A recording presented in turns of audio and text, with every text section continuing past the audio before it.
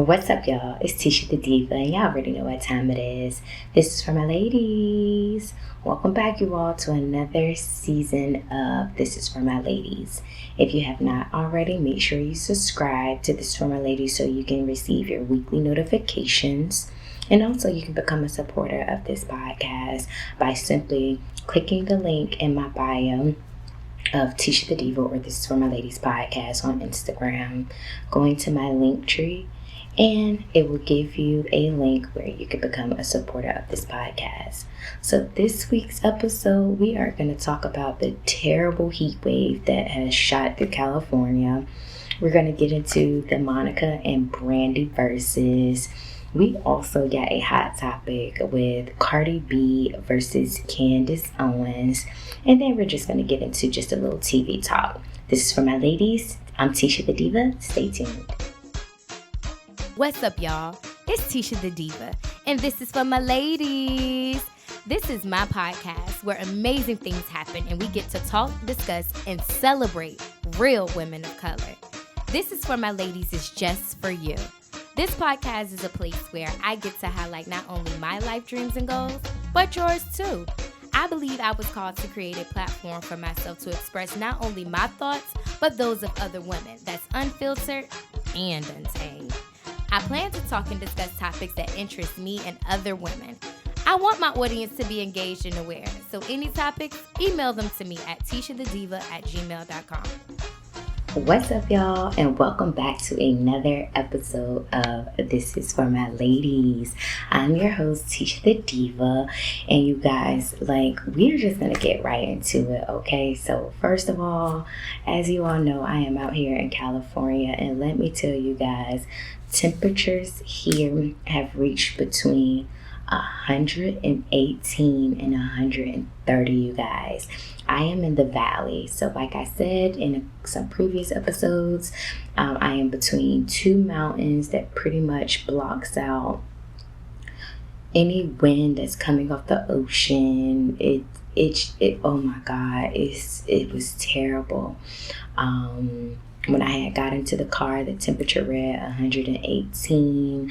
It's like the AC was not pumping out cold air. It's like whatever air was outside, that's what the AC was sucking in and blowing back out. When I tell you, I was on a highway driving to an interview, and I was just praying and crying because it was that hot. Like, it was uncontrollable. I could not take it. And so many people be like, oh, you in a place that got dry heat and all of that stuff. Let me tell y'all something. Heat is heat. Humid heat, dry heat, heat is heat. There is no type of comparison when it comes to just being hot. Like, oh no, it's hotter on the East Coast because it's humid heat. Oh, it's hotter on the West Coast, or it's not as hot on the West Coast because it's dry. Heat is heat. We're not about to debate that. Like, I could not take it. It's like the moment that you stepped outside, you were soaking wet. When I tell you, I was stuck to the leather. I just couldn't take it, y'all. When I tell y'all, I could not take it. A bunch of y'all know California have forest fires, wildfires, and pretty much it pretty much comes from it being so hot, the temperatures reaching, death levels, and the sun beaming down on on these dry trees, these dry bushes and all that stuff, and it sparks a fire. And I can definitely see why California has so many wildfires, because it gets hot here. And I didn't think that it got that hot, because when I initially came out here, and it has literally been officially 52 days since I've been out here. And the week that I came, it was very nice. It was cool at night, and I didn't have any jackets. I had to go out and like buy a sweatshirt just to keep me nice and warm at night, because it would get really cool, like almost kind of chilly. And this was in July, and literally like the week after and the week after that, it's just like temperatures started rising. And of course, naturally, August is like the hottest month of the year, depending on where you are in the world. It was hot, but then I'm like, we're in September and this is excruciating. Like, I can't take it. And a lot of people that have been here or live here said that the heat has literally been unnatural. Somebody was like, the sun doesn't even look real because of just how hot it is. And y'all, I can't take it. I was just like, I'm ready to go back home, because that's how bad it is. And right now I'm, recording this podcast. I woke up early. I said I want to get it out the way. It's like 8:00 in the morning. The sun is up. I mean, it looks extremely beautiful. I wish you guys could just see what I'm seeing. It's like the sun just looks different over here from the East Coast. But when I tell you, this heat ain't no joke. Like, it's no joke. And only thing that I could do is pretty much stay in the house and stay hydrated. But even that doesn't work, because that's how hot it is. It's like the heat overpowers the AC that's in the crib. It's a mess, y'all. It is a mess. Now, speaking of a heat wave, did you guys catch that heat with Brandy and Monica on the Verzuz? So last week on Monday, on August 31st, like, we literally have gotten what we have been waiting for years. Pretty much a Brandy and Monica reunion. As we all know, and as we can all kind of pretty much figure out and tell, Monica initially probably did not want to do the Verzuz. We can all tell that Brandy probably was very, very excited to do the Verzuz. Brandy has been in the media for saying some things about Monica. What she said, I don't know. Y'all can look it up. To be honest, do I care? No. But obviously it was that serious for Monica and her to have not had an established relationship for years, and there to be pretty much animosity and some beef between them. And it had been years, I guess, since they've been in the same room with each other, since recording The Boy Is Mine. And pretty much Monica said that there were some things that had to be said and some things that have to be forgiven, in order for her to agree to doing the Verzuz. And we know that, but if you felt that way, I felt like, sis, you could have did that whenever you agreed that you wanted to do the Verzuz. That was the day that you could have reached out to Brandy and just like, look, I really don't want to do this. I really never had any intentions on doing this. But since this is what the people want, since we get paid, this is just what I feel. And this is what I need to do in order for us to go and do this together. Not wait until the date of, because again, it does still come off as, shady. And I know some people was like, y'all calling Monica shady, y'all calling Brandy shady and all of that stuff or whatever. Listen, the tension was thick. The tension was super duper thick. You could see, verbal language, body language, facials, all of that reads. And some people was like, no, Monica getting called, toxic because, all that stuff or whatever. But Monica talks all this stuff about growth and healing, and she a PK, preacher's kid, all of that stuff or whatever. So let it go. Let it go. Whatever it was, let it go. You done got married, you done had children, you fighting to get your man out of jail with Kim Kardashian, you hanging out with Kim, all of this stuff or whatever. Like, Kim Kardashian just posted, like, a day or two ago, her, Lala, and Monica all together going to Kanye West's Sunday service that he had Joel Osteen at.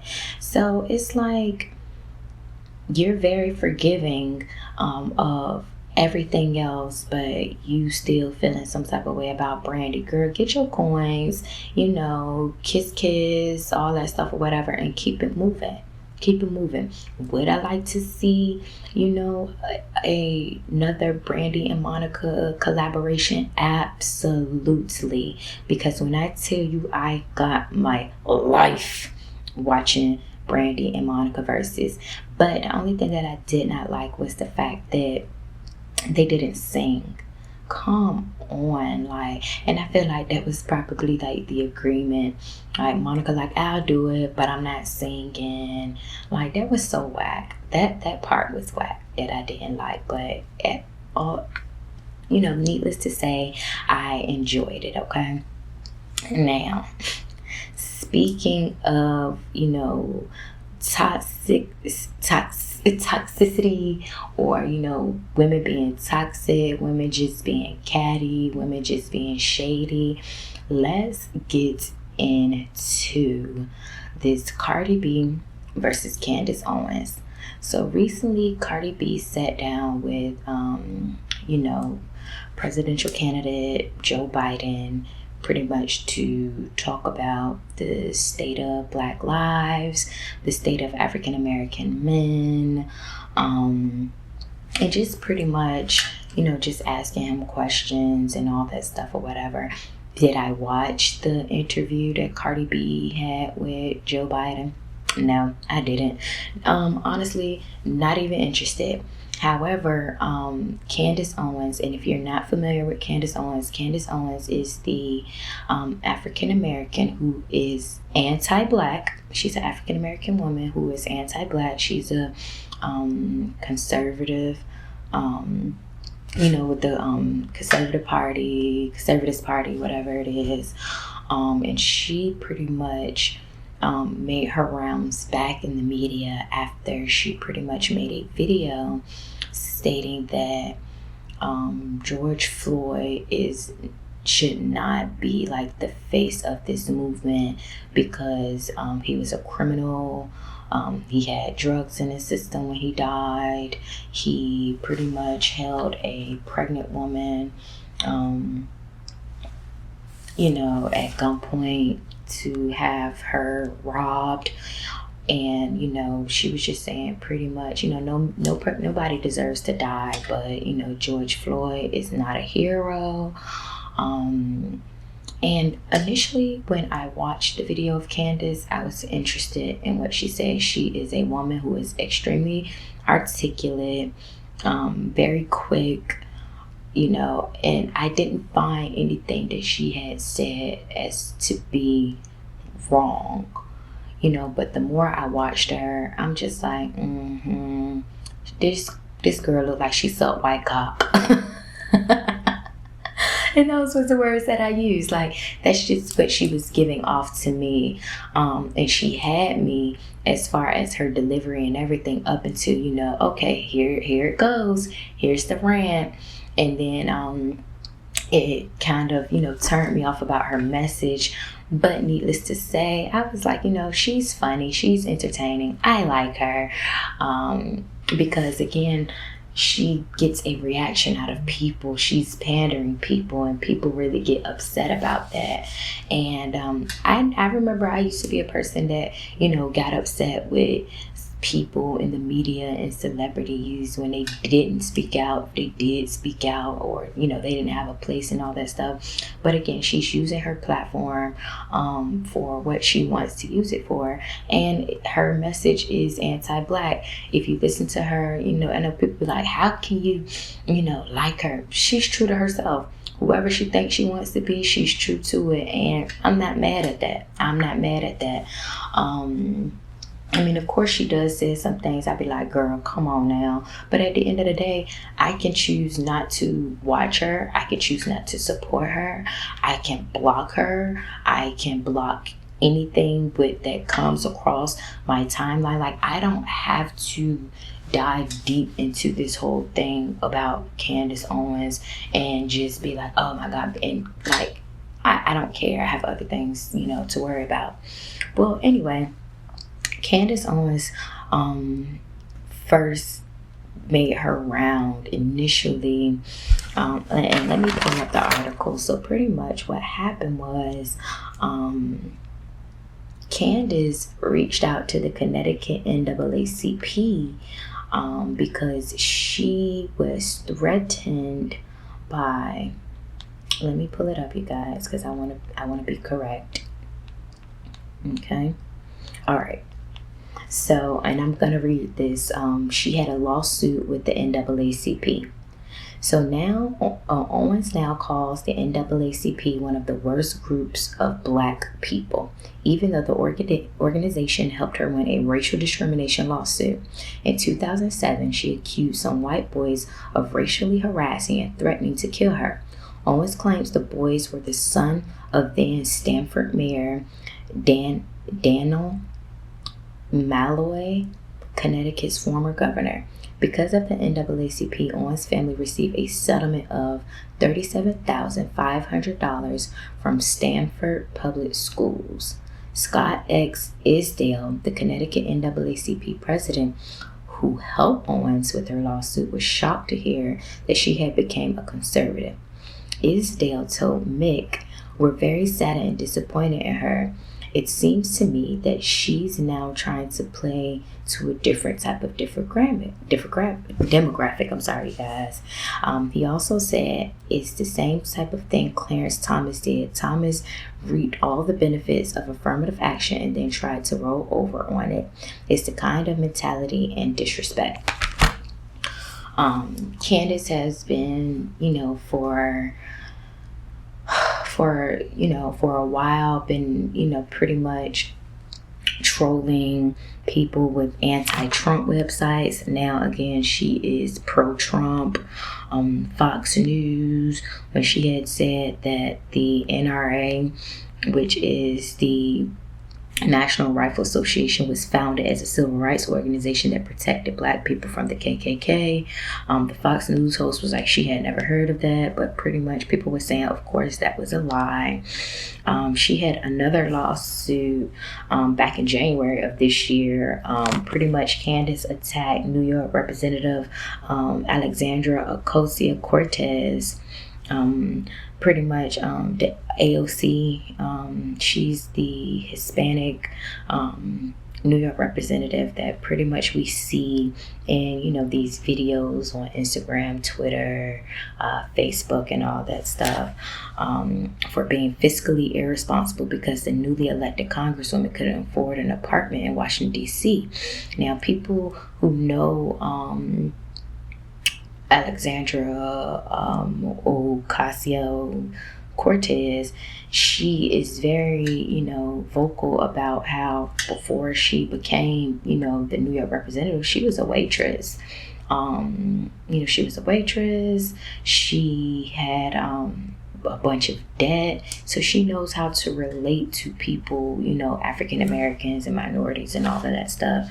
However, a reporter, Nathan Bernard, exposed Owens by posting a lawsuit that showed that Candace had rented a $3,500 apartment, lived there for 6 months rent-free, then claimed she had gotten toxic mold sickness and threatened to sue her landlord to avoid paying rent. But she had the nerve, to say, that, Alexandria, whatever her name is, not no disrespect, but shoot, was fiscally irresponsible when at the age of 28, Candace was also fiscally irresponsible that she rented a $3,500 apartment and lived there for, first of all, I'm trying to figure out how to live in a $3,500 apartment anywhere rent-free for 6 months. Sis, teach me your con artist ways, please. Please. But anyway, she's pretty much basically been flip-flopping her Blexit name that she pretty much named her organization. She had received a cease and desist back in 2018 for using that name that has already been used. It's just been pretty much like a lot with Candace, but again, she pretty much kind of made her way back into, like the media, and just pretty much kind of knows who she is because of that video with George Floyd. Now, her beef with Cardi B. So, pretty much Candace was doing the interview. I'm not sure who the interview was with or who the interview was for, who the interviewer was, but she did an interview, and she brought up how, Cardi B is a puppet, how she's illiterate, dumb, and Joe Biden and Bernie Sanders have been using her pretty much to troll the African American, the Mexican vote, or whatever vote, the Latino vote, and she's pretty much being used by Joe Biden, and he doesn't care nothing about her. He's just using her. Now, I can definitely understand that and see that, but for Candace Owens to pretty much disrespect her, call her illiterate, call her dumb, that was kind of, but that's Candace. That's Candace, and a lot of people do feel that Cardi B is illiterate and can't talk, but we find Cardi B to be very entertaining. The same way that people don't like Cardi B is the same way people don't like Candace, but equally find both of them ladies to be extremely entertaining. Both of them speak their minds. Both of them are unapologetic, and that's what people like about them. Of course, white people like them because, again, they are able to, fly their racist flag high right in Candace's face, and she's okay with it because she pretty much feels the same way they do, but not knowing that, sis, they still hate you. You can't get around it. So, Cardi B responded back and was saying that the reason why Joe Biden, had to speak to her was because she has the #1 song in America. Her sister, Hennessy, was pretty much attacked by, Trump supporters when Hennessy and her girlfriend, which Hennessy is a lesbian, Cardi B's sister, was in the Hamptons and had been pretty much attacked by some Trump supporters. And, Candace got on, did a live. It was pretty much tweets were, exchange, verbal, they pretty much, Cardi B would make a video, Candace would make a video and all that stuff or whatever. And, verbal exchanges. And, it was pretty much Cardi B just saying, everything that she felt and why that, Joe Biden, she have millions of followers, and she know that if she tells people to vote, then they will get out and vote. But Candace, of course, hating the Democratic Party, just feeling like the Democrats are responsible for, the killing of Black men and, pretty much everything that has been going on. And, and I get where Candace is coming from, because the Democratic Party initially, it was a flip. Black people were Republicans, and white people were Democrats, or however. There was a flip at one point in history and time. Black people were Republicans.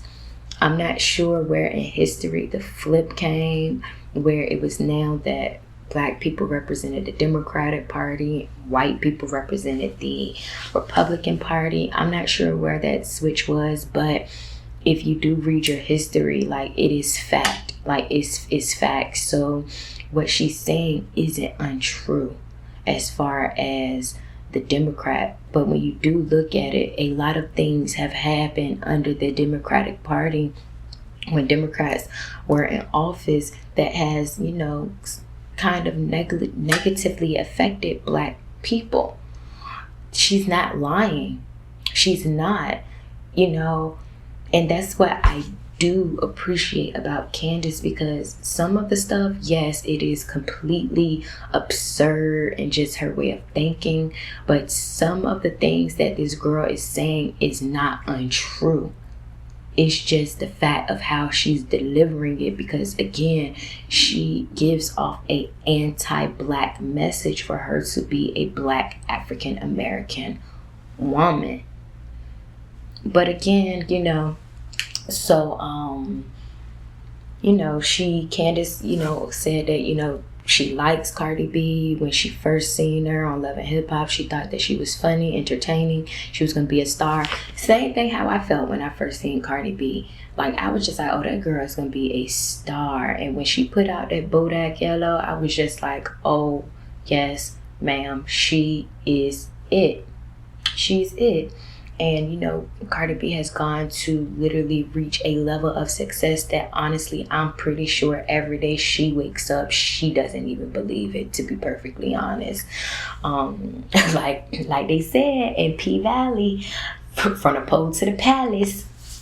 And we're going to get into P Valley, y'all. Did y'all see that finale? Oh my God. But anyway, you guys, it was just definitely a exchange between Candace Owens and Cardi B, and I highly recommend, after you all finish listening to this, just look up Candace Owens, find out who she is, what she's about, yeah, it's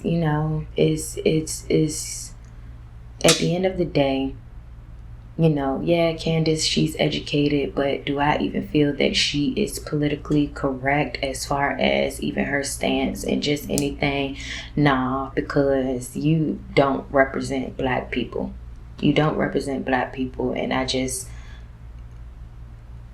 she's married to a white man. She just be wearing her Make America Great Again hat, she a mess. She is a mess. But do I find her entertaining? Absolutely.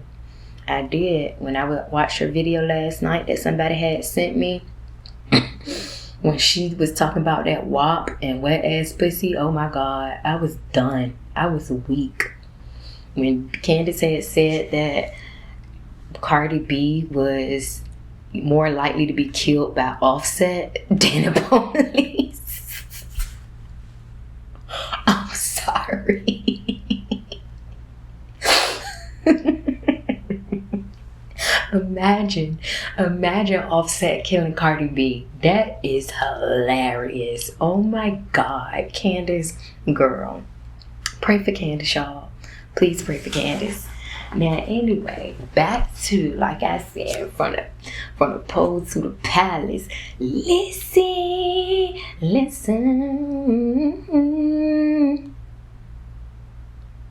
Do you all not watch P Valley? If you have not seen P Valley, please, seriously, stop this. Stop this right now. Stop this right now. Go catch up. It's 8 episodes. They're an hour. That's like 8 hours. But those are 8 hours that you will not regret. Do you hear me? And shout out to my girl Jill, for real. I love you, girl. Jill said she started watching P Valley after she listened to my episode. So I thank you, girl. Like, I thank you. Somebody listening. But so pretty much the finale, and at this point, if you ain't, like I said, turn it off, go watch it, because I ain't trying to spoil nothing for you, but I'm talking to the people, like, I'm just gonna tell you what. So the finale, and pretty much P Valley takes place in Chucalissa, Mississippi. There is a casino that is pretty much coming to Chucalissa, and the Pink, which is a strip club, is pretty much on some property that the casino wants to utilize. The Pink, which is the strip club, again, is under foreclosure, and the owner, Uncle Clifford, is pretty much about to lose his club. Throughout the series, they show the different strippers. Main character being Mercedes. Mercedes is pretty much the OG. Mercedes has saved up over $20K because she is not only is she's a stripper, stripper by night, she's a majorette dance coach by day. And she pretty much gave her mother $20K to put into the church building fund as a loan for the church that her mother attends, which is a strange relationship that she has with her mother. When I tell you, that lady that played her mama, if I just said it once, I said it before. I feel like Peaches in A Low Down Dirty Shame when she seen that man Chad that played in As the World Turned, whatever the movie, the soap opera is in A Low Down Dirty Shame. When she ran up to him and she was like, Chad, and she punched her. That's how I feel if I see Mercedes' mama on these Hollywood streets. It's on. And I know it's just a character, but she played that character too good. That's just like the lady that killed Selena. I still can't watch nothing that she playing because I can't stand her guts. I can't stand that lady guts. But anyway, back to P-Valley. So, Mercedes, tells her mom that she's about to open up a gym, and she needs her money. Her mom takes the girl money and pretty much takes the same place that she was going to open up her gym and turn it into a church. Oh my God. Mercedes and her mama started scrapping out there and they got locked up. And, another main character, Haley, which we know as Autumn Night, it pretty much starts off with Haley was in a flood. She lost her daughter. Her daughter drowned in a flood. She was escaping an abusive relationship. And she pretty much had to find a new identity in order to live, a new life.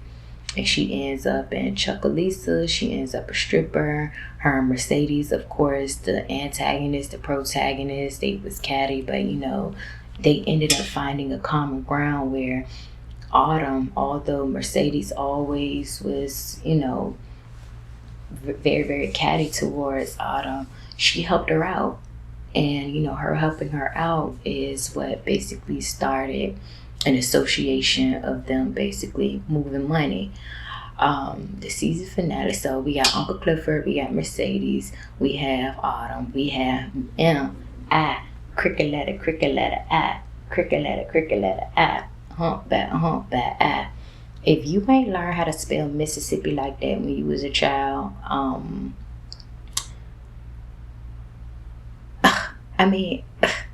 were you even alive? That's how my mom taught me how to spell Mississippi, and I was spelling that like that since I was probably about 5 or 6. But anyway, and that's how I knew how to spell Mississippi because that's the way my mom had taught me. But anyway, so Mississippi, she is another stripper that is there. She is pretty much in a domestic violence relationship with her white husband. She just had a baby. She be having to bring her baby to work. And one of the bouncers, Diamond, who I guess kind of, not say taking a liking, but he cares about her well-being because, she come to work with bruises, beat up, nucked and bugged up and all of that stuff. So pretty much Mercedes had a last dance, but she missed it because again, Mercedes and her mama was not give you buck about that money and about that church and about her gym that Mississippi did Mercedes air quote last dance because Mercedes was retiring from being a stripper so she could focus on her gym. And Mercedes was received so well that it was kind of like now Mercedes the new OG. And Mercedes did her dance to a song by Lil Murda. Lil Murda is an up-and-coming rapper who is basically down low.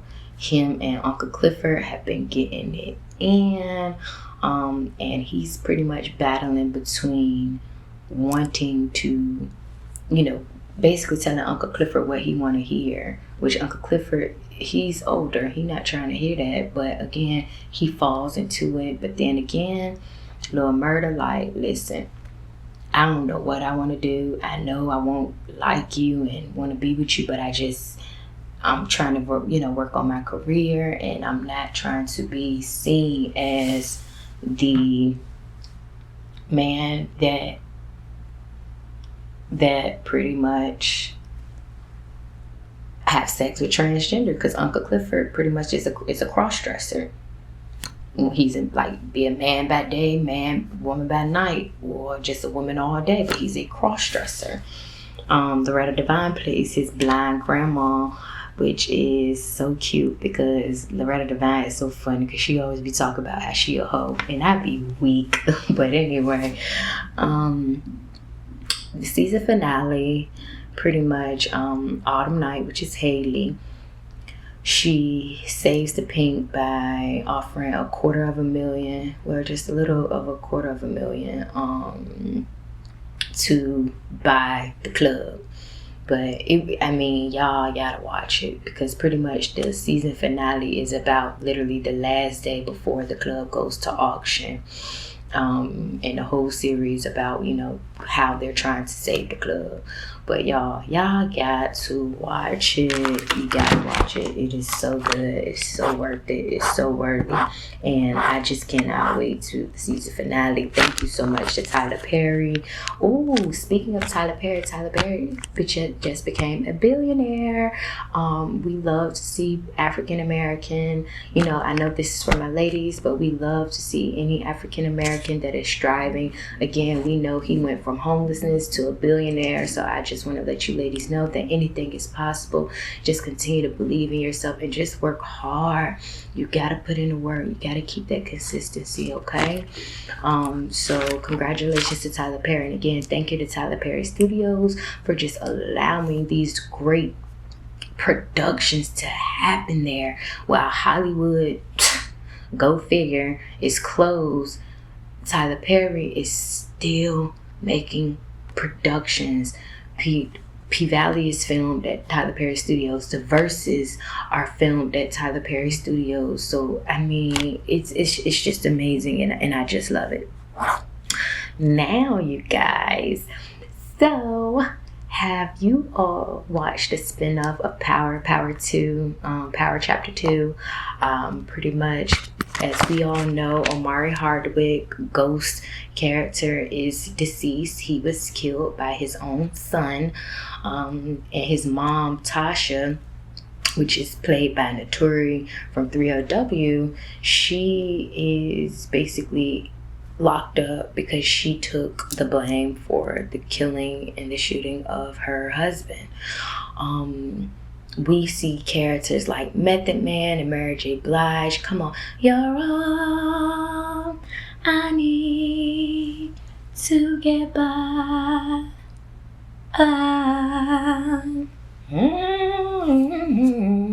Okay, my sweet morning dew. Alright, I'm done. Anyway, y'all. So, we see characters like, again, Method Man and Mary J. Blige. Method Man plays a lawyer.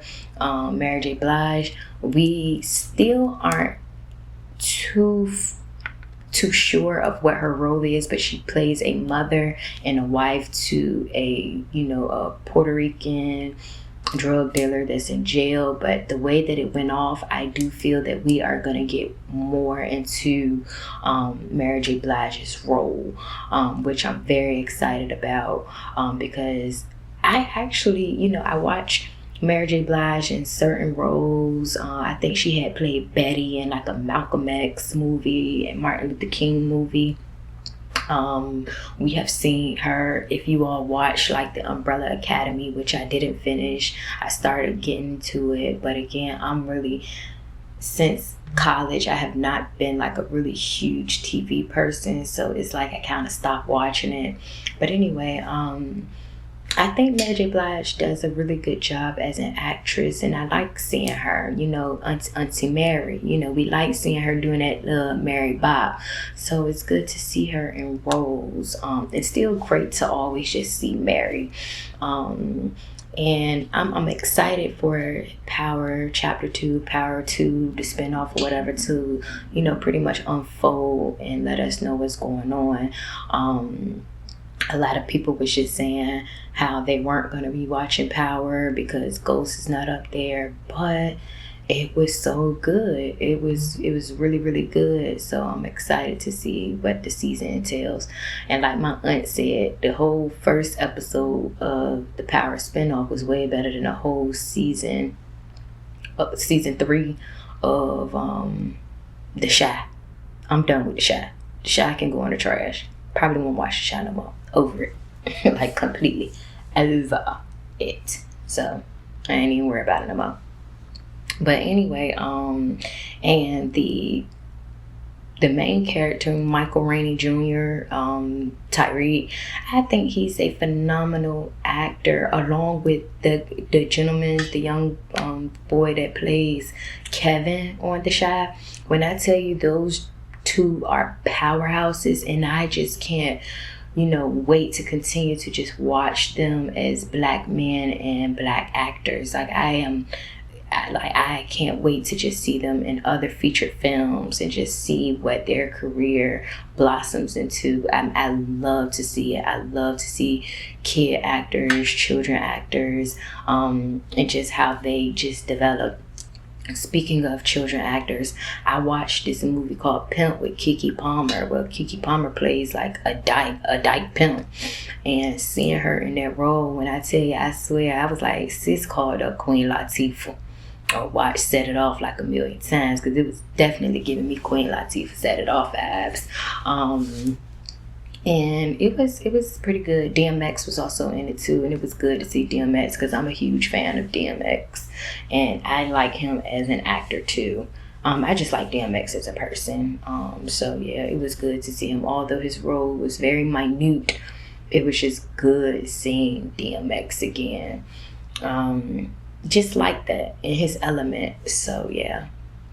So let's see. I'm sorry, y'all. I took just a little note. Oh yeah, guys. So Lovecraft Country. Have you guys watched it? I have not watched it yet, but I will tell you all that my friend picked up the book earlier last week, and I started reading it, and I really like it. I've started seeing people post about it on social media, and of course it was just, sometimes I'm not always sparked to just go and jump on a bandwagon and watch everything that everybody's watching, like Game of Thrones. Still haven't watched it, and probably never intend on watching it either. But certain stuff I don't initially jump on the bandwagon and all that stuff or whatever. But the same day that I saw the Lovecraft Country on social media was the same day that my friend walked through the doors with the book, and I was like, oh man, I just saw people talking about that on Instagram and Facebook. And he was like, yeah, I just seen people talking about it this morning on Twitter. So, and it was like a promoted tweet. So he went out and got the book. So we pretty much are sharing the book, reading it. He'll read it. When he put it down, I pick it up and read where I left off. So it's been cool. It's been really, really cool. Now, my sister said she can't get into it. I have heard certain people say certain episodes they don't like, they didn't like, and I don't want people to spoil it for me because I am reading the book. So when I do see people mention a character, I probably just scroll right past it. But how do you all feel about that? How do you all feel about books turning to movies? Do y'all prefer to read the book and then watch the movie or watch the series, or do you all prefer to watch the movie, watch the series, and then read the book? As far as me, I'm maybe about 70 something pages in, because I just started reading it like yesterday night or whatever. I could read more, but I just get so tired. So, but yeah, I kind of want to go ahead and watch the first episode. I kind of do, but I'm not gonna spoil it. I'm gonna probably read a little bit more and then watch the first episode, because I don't even think I'm in chapter 2 yet. And again, I'm on like page 70 and I'm not even in chapter 2 yet. So I want to give myself just a little bit of time, because I don't want me watching the first episode and it's completely deeper into the episode than I am into the book. So I don't want to spoil it for myself. So yeah, I'm very, very excited about that. But anyway, you guys, I am still out here looking for employment. It is, again, California pandemic. Safety cautions, safety measures are pretty much, I can't say for every other state, because of course I have not been to every other state during this pandemic, but I know Virginia versus California. Virginia is pretty much open. Yeah, you know, y'all are pretty much allowed to do way more things than we are here in California, and that's making me sick. It is making me sick, and it is making me want to come home like every day. Every day I go on Instagram, Facebook, I see everybody in that sunflower field. Y'all already know I would have been posed up in that sunflower field if I was at the crib. Come on now. I see y'all at Ocean Breeze. I see y'all pretty much at all the places that I wish I could be right now, but I can't, because California is closed. And y'all know California stuff is just on a larger and grander scale than, of course, Virginia, and I want to be a part of it, but I can't, and it's making me sad. But anyway, you guys, I'm gonna stick it out. Like I said, it's been 52 days since I've been here. I can't believe that I've been here for 52 days. Like, I think this is probably the longest that I've ever been away from home. But I mean, even if I decide to come back, I can officially say I lived in California for 52 days. But every time I keep talking about coming back, everybody like, nah, stay where you at. It's more opportunities. Ain't nothing going on here. Ain't nothing going on here. Nothing. Y'all talking about opportunities where? But that's just me having to get out more. That's why I want my car. I want Sonata Latham here with me, because if she was here with me and her would be out like a light. Do you hear me? Like, pew, from we out in these streets, honey. But at any rate, you guys, that's all I have for you all this week. Make sure you all catch up on the shows that I was mentioning in this episode. Make sure you all read up on Candace Owens and her beef with Cardi B. And yeah, just make sure you all, again, stay hydrated as possible. Even if y'all are not here in California, just drink your water and mind your business, okay? All right, you all. This is Tisha the Diva. This is for my ladies. Make sure you all subscribe and support this podcast. All right, you guys. Enjoy your week. I am out.